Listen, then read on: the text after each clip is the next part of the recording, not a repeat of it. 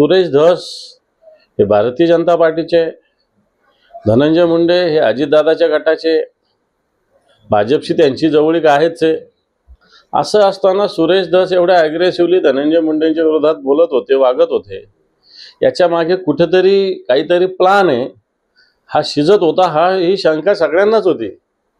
मी तिथं जाऊन आलो, मी तर तिसऱ्या दिवशी गेलो होतो. तिसऱ्या दिवशी त्यावेळी काही जणांनी ही भावना व्यक्त केलेली होतीच की हा कुठेतरी एक नियोजनबद्ध डाव आहे की सुरेश धस यांना पुढे करून जातीत भांडणं लावून एक समाज सुरेश धसांबरोबर उभा करायचा, जो समाज मोठ्या प्रमाणावर मनोज जरांगेंच्या मागे उभा आहे, त्यांच्या आंदोलनाच्या मागे, त्यांच्या भूमिकेच्या मागे.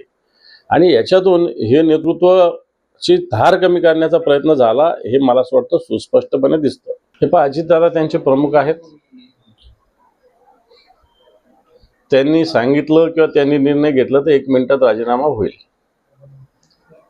पण नैतिकता आज अजितदादा असेल की धनंजय मुंडे असेल यांच्यात बाकी आहे का, हा एक खऱ्या अर्थानं आपण विचारायचा प्रश्न आहे.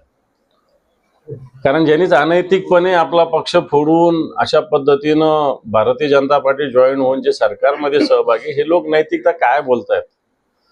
धडधडीत पुरावे सगळ्या गोष्टी समोर, धडधडीत आरोपी अजून फरार आहेत, सगळ्या गोष्टी समोर आहेत. त्याच्यात धनंजय मुंडेंचे सगळे जवळचे लोक आहेत, हे क्लिअर असतानाही आता धनंजय मुंडे निर्णय घ्यायचा का तुम्ही 1 मिनिटात बरखास्त करा ना.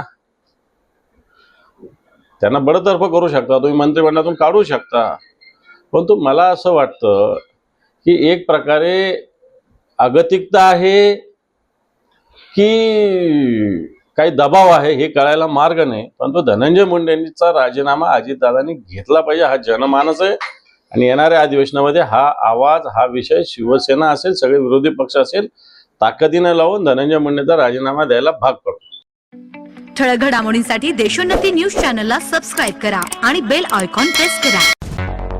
मुंबई, पुणे, नागपूर, मराठवाडा असो का विदर्भ, राजकीय, सामाजिक, शैक्षणिक क्षेत्र असो का क्रीडा, सर्वच घडामोडीचे विश्लेषण पाहायला विसरू नका. फक्त देशोन्नती न्यूजवर.